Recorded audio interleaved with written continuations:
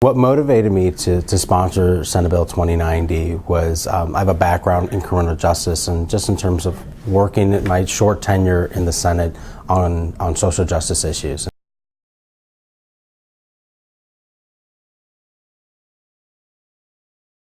This was something that started in the summer of 2017, and our now Lieutenant Governor is an initiative of hers and with some of the proponents to sort of work on some legislations like this.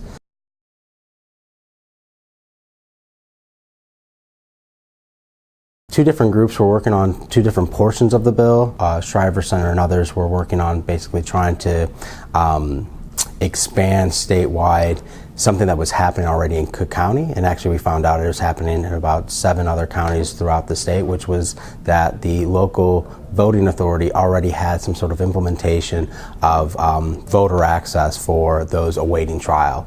And then ACLU was trying to kind of get a bill together on requiring DOC to really educate their people upon release that they would be able to register to vote again, that you have that right in Illinois, and a lot of people don't know that.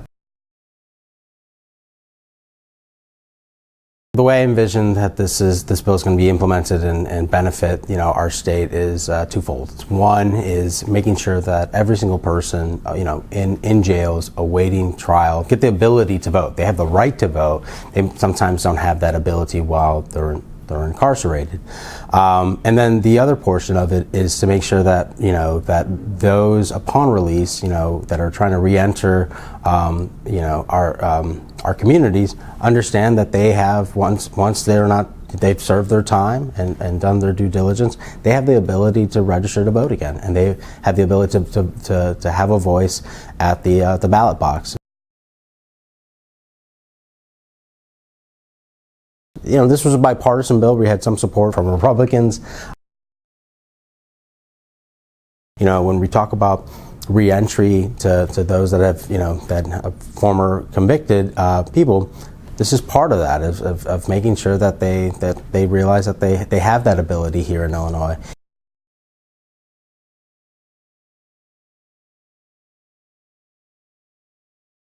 Our society is one that within the criminal justice system, we tend to sort of almost put scarlet letters towards people. Someone gets a sentence, but it's almost like a lifetime sentence sometimes. There's this thought that once you've gone in through the system, that you somehow lose your rights. You no longer have the rights of a lot of different things, and one of them is voting.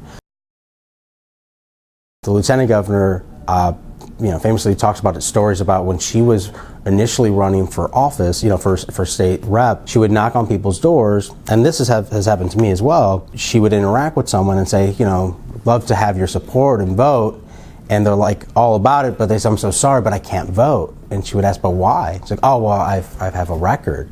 It's like, well, that's not the case. You can actually vote again. And so the misinformation exactly to pinpoint where and why, I don't know. I just would say that we have a culture in our society that seems to stigmatize people that have a record.